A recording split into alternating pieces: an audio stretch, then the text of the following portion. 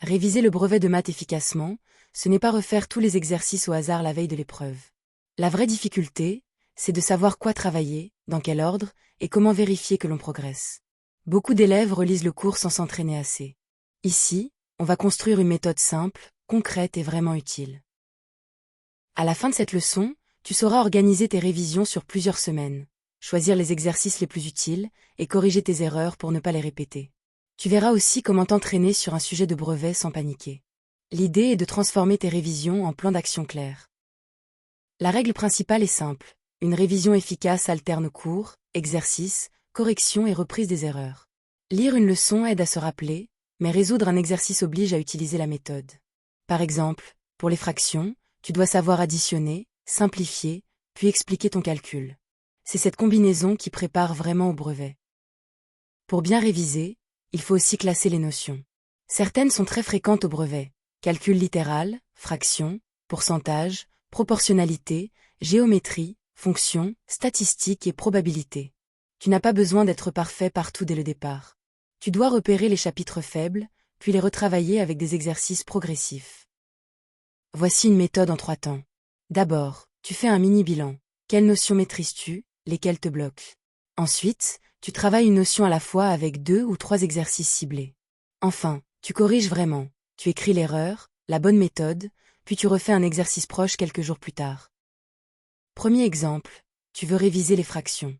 Tu commences par vérifier les bases avec un calcul simple, par exemple 2/3 plus 1/6. Tu mets au même dénominateur.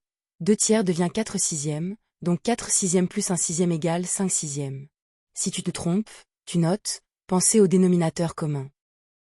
Deuxième exemple, tu révises un pourcentage. Un article coûte 80 € et augmente de 15%. 15% de 80, c'est 0,15 fois 80, donc 12 €. Le nouveau prix est donc 80 plus 12, c'est-à-dire 92 €.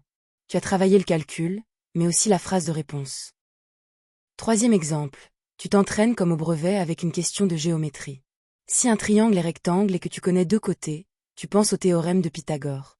Par exemple, avec des côtés de 6 cm et 8 cm autour de l'angle droit, l'hypoténuse vérifie ses carrés égale 36 plus 64, donc 100. La longueur vaut 10 cm. Le piège le plus fréquent est de confondre réviser et relire. Relire donne une impression de maîtrise, mais au brevet, on te demande de produire une solution. Une bonne révision laisse des traces. Calcul fait, erreur corrigée, méthode réécrite. Si tu ne te trompes jamais pendant l'entraînement, c'est peut-être que les exercices sont trop faciles. Exercice 1. Tu as 4 semaines avant le brevet et tu veux réviser 8 grands chapitres de maths. Propose une organisation simple pour ne pas tout faire au dernier moment. Mets la vidéo en pause et essaie. Cherche une réponse réaliste, avec du temps pour t'entraîner et corriger.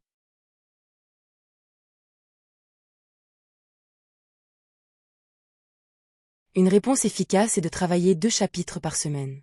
Par exemple, semaine 1, fraction et proportionnalité, semaine 2, calcul littéral et équation, semaine 3, géométrie et fonction, semaine 4, statistiques, probabilité et sujet complet. Il faut garder un moment de correction chaque semaine, sinon les erreurs reviennent. Exercice 2. Tu fais le calcul -3 au carré et tu écris -9. Que dois-tu noter dans ton cahier d'erreurs pour ne plus recommencer? Mets la vidéo en pause et essaie. Ne donne pas seulement le résultat. Explique la règle qui permet de corriger l'erreur.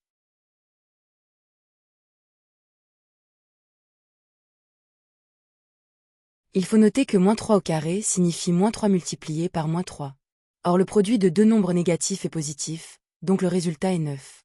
Dans le cahier d'erreurs, on peut écrire « Attention parenthèse, carré d'un nombre négatif entre parenthèses donne un résultat positif ».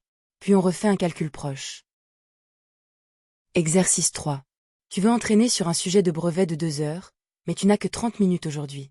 Quelle stratégie peux-tu utiliser pour que la séance reste utile? Mets la vidéo en pause et essaie.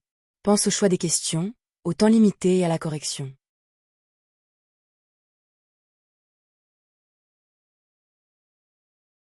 Une bonne stratégie est de choisir une partie du sujet, par exemple un exercice de calcul et un exercice de géométrie, puis de se chronométrer. Après 20 minutes de recherche, tu gardes 10 minutes pour corriger sérieusement. Tu notes les méthodes manquantes et tu prévois de refaire une question semblable plus tard. À retenir. Réviser le brevet de maths efficacement, c'est organiser son temps, s'entraîner activement et exploiter ses erreurs. Il vaut mieux faire régulièrement des exercices ciblés que relire longtemps sans pratiquer. Chaque erreur doit devenir une mini-leçon. Et plus l'épreuve approche, plus il faut s'habituer au sujet complet et au chronomètre. Pour continuer à t'entraîner, télécharge la fiche d'exercice corrigée gratuite sur math-college.fr. Tu pourras construire ton planning, revoir les notions importantes et t'exercer avec des corrections. Reviens ensuite sur tes erreurs. C'est là que se fait une grande partie des progrès en maths.